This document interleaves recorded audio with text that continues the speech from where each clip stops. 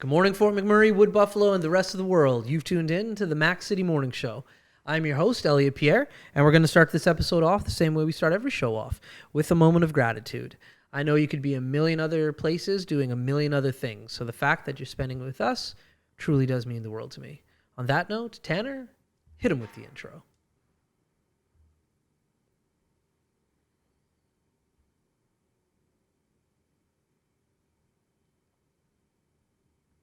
All right, and we're back. Okay, I'm excited. We got a good one. We got a repeat guest. This guy's full of energy. It's going to be an awesome show. Sir, please introduce yourself again to the people at home. Good morning, everybody. My name is Dan Tulk, local principal, musician, Fort McMurray enthusiast. There we go. There we go. Yeah. Join us Love for a vacation. A little different attire this time on summer vacay, so no suit. Yeah. Full out, yeah.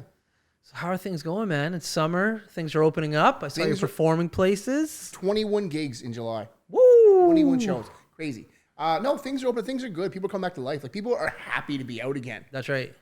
It's fantastic, man. It is incredible right now. But, yeah, it's good. It's good. Life is good. Nice. Yeah. So the people at home, if they don't know, you're a principal. So I am. Now you got 2 months off. Well, not really. No, 5.5 weeks. As an administrator, you got to go back. Yeah. So let's talk about how you enjoy your summers, because you have nice summers. Good summers, man. So what do you do? What have you been up to? Well, this year's a little different. So we kind of invested in the deck, get the deck ready. Like, thought it was going to be summer deck living. Yeah. And then everything opened up. So it was like, oh, no, I just invested all this money in my deck. Like, a little water fountain, a little fire table. Yeah. But then when everything opened up, I gig, I travel. That's it. We gig and travel. Okay. So I really go hard in on the shows because, you have the weddings. Weddings are super. People are getting married like mad. I guess like they've been cooped up for 17 months. Yeah, they've been waiting. So they've been getting ready to go. Okay. And then just got back from Banff. Took my little girl to Banff. Went canoeing. The big kayaking with more than one person. Right. Yeah. Okay. And now Greece in 9 days. What? Yeah, Greece 9 days from now. Going to Greece. For what?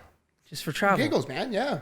Nice. Can't wait. Super excited. You and the fam, I'm assuming? Just the wife and I. Okay. Yeah, we do this every year. Important because, I mean, you know this, man. We have people in Fort Mac's a busy city. Yeah, man. And people live these really hectic lives. And it's good to take that time to reconnect, right? And have that time to just focus on yourself and your wife and your family. Right, so off to Greece for 11 days. Quick trip. Nice. Have you been to Greece before? Never. We booked this before COVID. Right. And then, so what the greatest thing with this trip is, we paid for it like 2 years ago. Right. We saved up. We're planning to go last summer. And now it's just like, hey, cool. We get to go. That's awesome. Weird sense of. I'm jealous. I'm excited. There'll be social media, man. Follow Instagram. Yeah. I've been looking at some plane tickets to different places myself. I was seriously planning on going to Cuba. And then all of a sudden, Cuba started to pop off. Yeah, Cuba's a hard spot right now. Now I gotta, I literally was about to hit that book button and went to sleep. And I was like, I'll book it tomorrow kind of deal. And then the next day, all of a sudden, these news articles start popping off. I'm like, all right, I ain't going to Cuba anymore. So I'm on the lookout for some locations, because the one thing COVID has taught me is in regards to what I missed traveling. Yeah, absolutely. And so now that things are getting better, I'm going to learn from what I miss and be like, hey, I'm not going to be one of those guys who are like, oh yeah, I'll get there. I'm like, no. It was taken away from me. Yeah. I'm getting on that plane. That's one thing I realized. I think that's the thing I realized about COVID is that it took stuff away. That's right. Like it literally kind of bookended us for 15 months. That's right. And all the things that we appreciate, music, friends, restaurants, all the things that I kind of see as that integral part of my life. Yeah. Were literally taken away. That's right. And as an extrovert, that was weird, man. Like, it was a weird time. Totally. And that's why I'm so glad that. I mean, I love, you have a great setup here. Yeah. I got so tired of playing the cameras. Like, I was doing the Facebook shows. I was doing, what we all did to stay alive. That's right. And I was like, man, there's no, that interaction, that energy that comes from a crowd.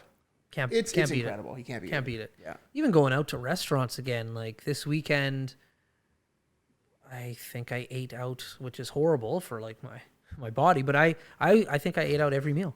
Yeah. Like I was at a bar or a restaurant, just like hey, how are you doing? I haven't seen you in a bit. And what I love about it is people are walking by and you're like, hey, how are you? And like this you amigo out, but all of a sudden it's just like you're talking to 15 other people as you're out, just like, I haven't seen you in 15 months. Like, what's going on? Like, you can't beat it. Have you experienced the shake hand hesitancy? Someone's like, Yeah.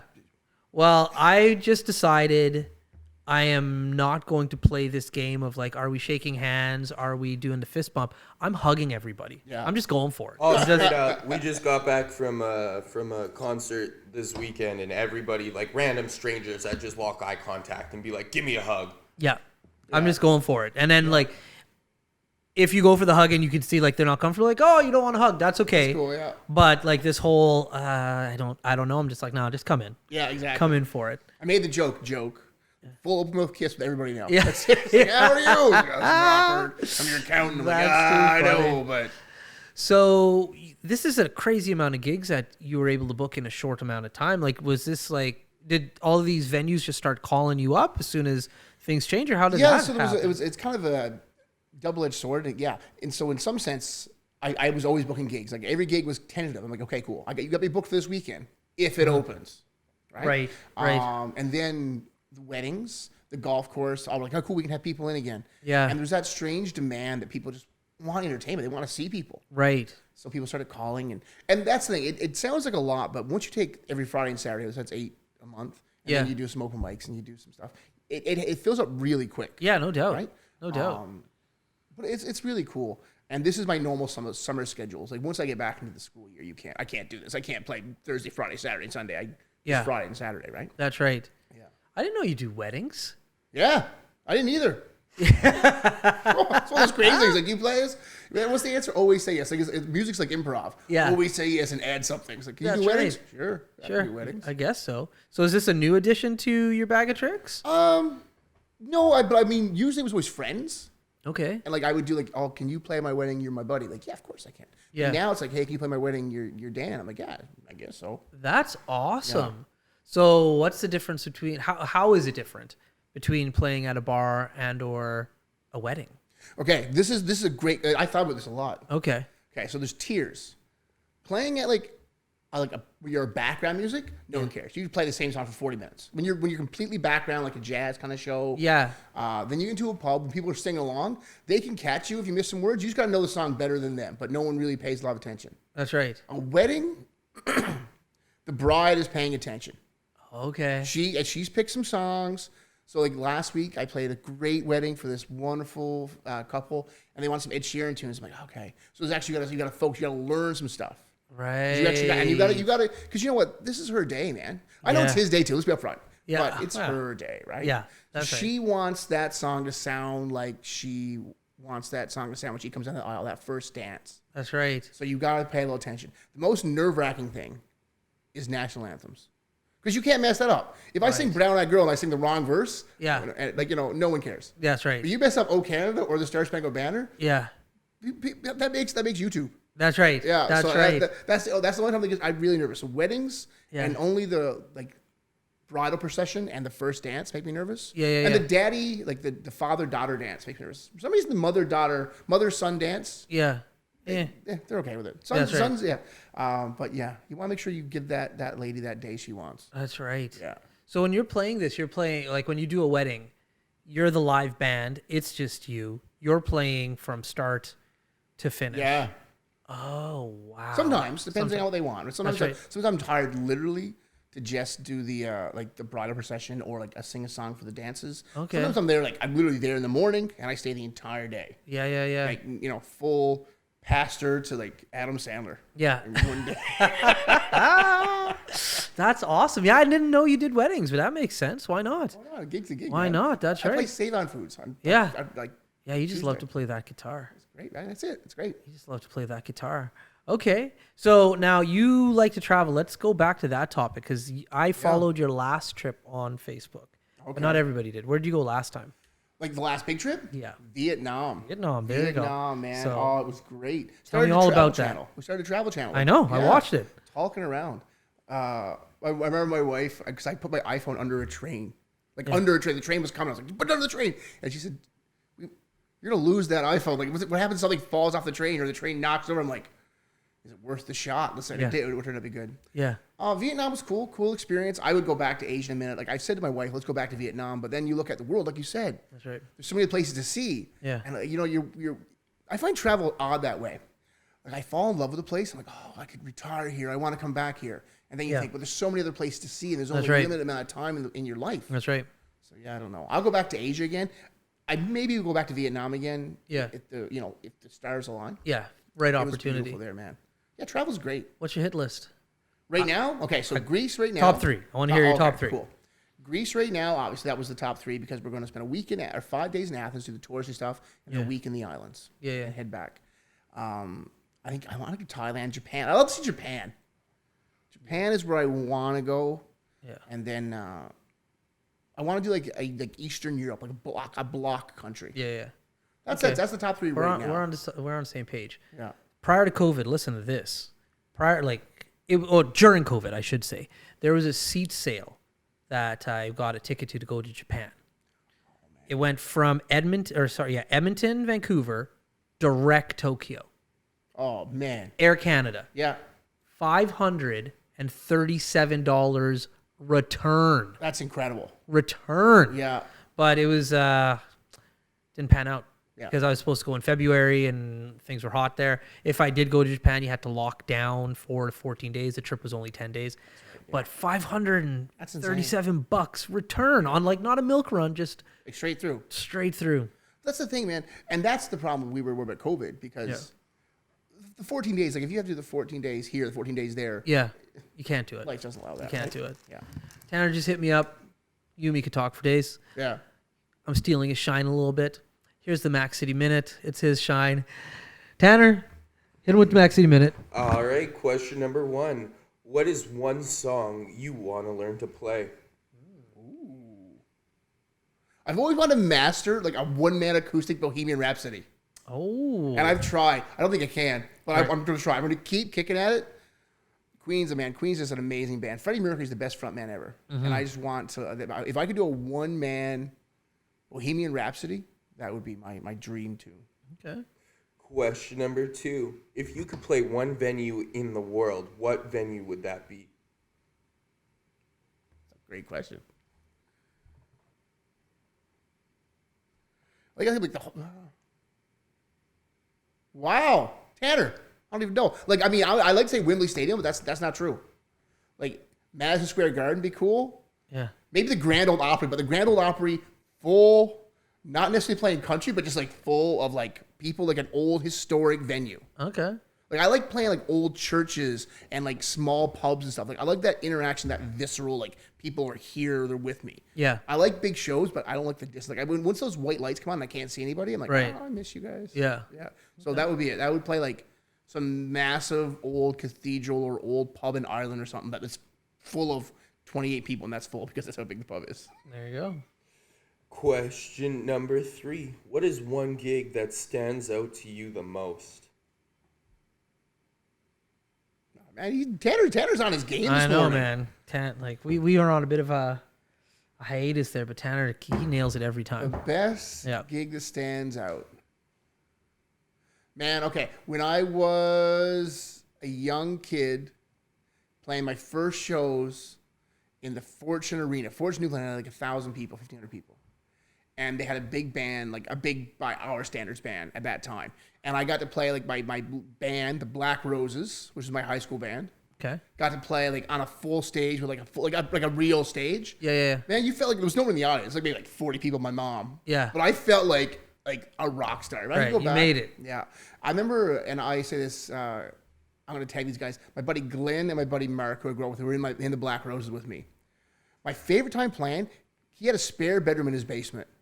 And we would go down there and play the same 7 1990s grunge rock songs over and over again. And that was the epitome of music for me. Right. It was just the three of us, crappy amps, crappy guitars, crappy drums, and just having the best time in the world. So that's why we go back to it. That was the best gig. The three of us in a room just being in love with music. There you go.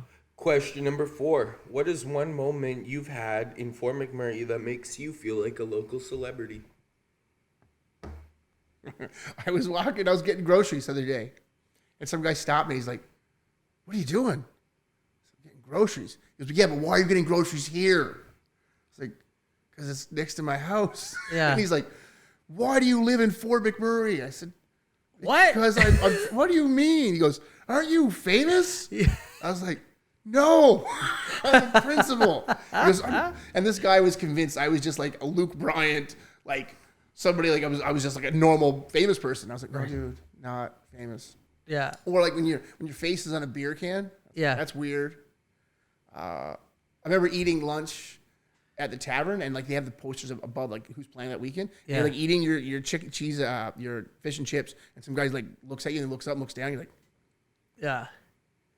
yeah, it's always slightly odd when people, or now at the point where I'm sure you're the same. I always just assume you know who I am. Yeah. When someone meets me, it's easier to assume that you know my name. Right. And don't get weirded out when someone's like, "Oh, I know where you live." I'm like, "That's weird." But Yeah. okay, it's cool. Yeah. It's a small town. Yeah. Yeah. And your final question, what is the craziest story you have from your time traveling? G-rated show. No, I'm joking. It's, my travels are pretty good. Craziest trip traveling. My wife and I, anniversary. I lived in England in 2005 and 2007. Right. I lived in this really cool residence in Essex, which is a university. And my wife wanted to see that. On our honeymoon, we fly to England. Miss the train because we get there in the middle of the night. Right. And I was used to this because I would go to London quite often. Then the train leaves at like 12 midnight or 1 a.m. And if you miss the train, you miss the train. You just stay in the train station all night. Yeah. So the craziest trip, I'm sitting there, got our backpacks. My wife is this wonderful, amazing, she's an incredible person. And I say, "Well, what happened to our honeymoon? We got to sleep at a train station tonight." She's like, "What do you mean, like full out? We're sleeping at a train station." So I like full out ready, I get cuddled in, like me and Tanner were talking earlier. I'm a hairy, ugly guy. I feel quite comfortable. People are going to avoid me in train stations. She, on the other hand, is like, she's like, "This is not cool." So I was like, "Oh, do we really have to go find a coffee shop for 7 hours?" Yeah. So I had to go out and find a 24-hour coffee shop and then like buy French fries every half hour. Oh, and wow. stay up all night because, fair enough, she didn't feel comfortable sleeping in a train station. Not the romantic trip she had wanted, everybody. Heads up, everybody, if you're traveling with your significant other on your honeymoon, get a hotel. Don't avoid sleeping in train stations. There you go. You always set them up. Set them up to understand what life's going to be like with you. With you. And That's then, right. She should have known better. Yes, the bar is low. Right? And those have been your 5 questions. That's awesome.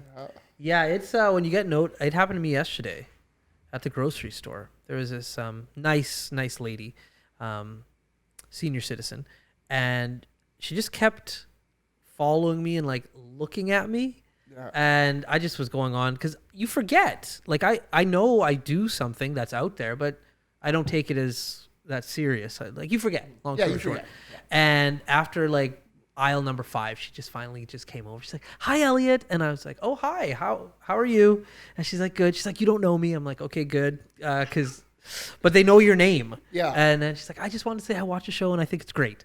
And I was like, "Oh, thank you so much." She's like, "Okay." Yeah. And yeah, you take it for granted, and it's cool. It's cool that people like what you do. Yeah, that is weird though when someone calls you by name. Oh, and then you have to do like you have to do the thing where it's like, okay, do I know you? Yeah. And I've forgotten that I know right. you.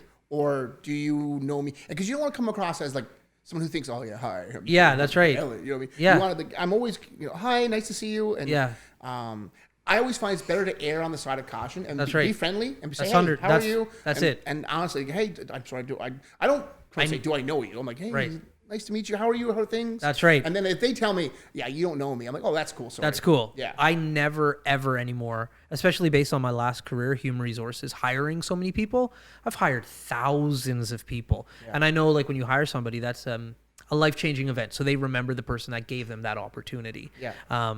But for me, I'm just like, I hired 100 people this week. Like, I'm really sorry. It doesn't mean the same thing to me. Yeah. I never say, "Oh, nice to meet you." I'm never. Yeah. I'm just like, "Oh, hey, how are you today?" Because you don't know. Yeah. The one telltale sign for me, though, if I've never met the person, if somebody says, "Hi, Elliot Pierre," and they go the Elliot Pierre, I'm like, okay, I don't know this person. Yeah, Dan Tulk. I get when my name becomes one. Hi, Dan Tulk. That's right. I'm like, okay, you're new. You know me because of what I do, not because of we've interacted. Yeah. Nice to meet you, and then you go from there. Yeah, exactly. So, But then this thing, you always, this is how I struggle with, because I saw, it's not to drop Justin Bieber here, but I saw like that, he said, this is my home. I don't appreciate you being here and stuff. Oh, I saw that video. Yeah. I always am really appreciative because the mic stands can make a bump. That's right.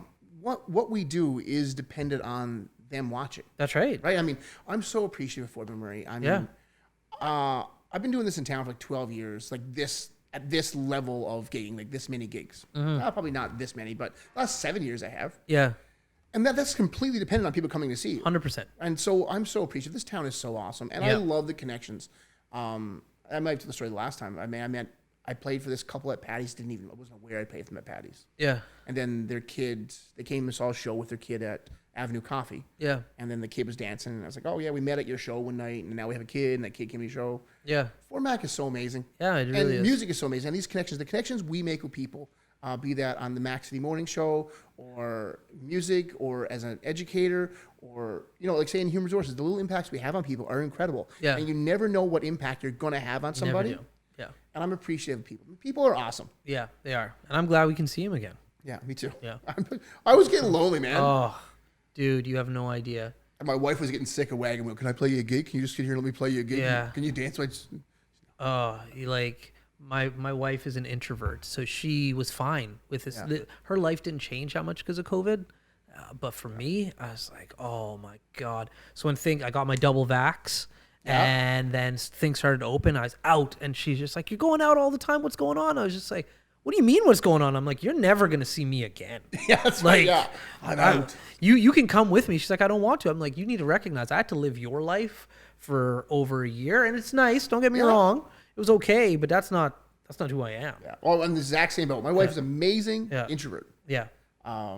Yeah, but same thing. I can go out. I'm gone. See you. Yeah. Where are you going? Yeah. Everywhere. Yeah. Yeah. On that note, man, thank you for coming. Awesome. We've burnt through the 20 minutes again.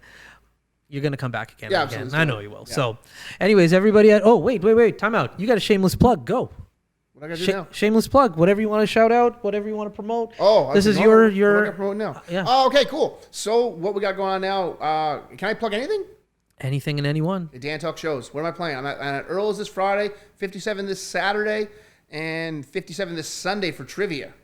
Okay. Also, some great things. Pick up some Artist Ale. That's a beer I worked on with 57 North in association with Summer Solutions, and proceeds from the cans go directly to the suicide hotline and stuff. There we go. It's great, helping the community out. Yeah, lots of cool stuff. Shooting a music video this Sunday night for the Arts Council of Buffalo. So, life is good, man. Life is busy. Go. Love it. Awesome. Well, everybody at home, Fort McMurray, Wood Buffalo, the rest of the world, thank you for tuning in to another episode of the Mac City Morning Show. Hopefully you're having a great day, and we'll see you tomorrow. Peace. I said this. That's another Mac City Morning Show done.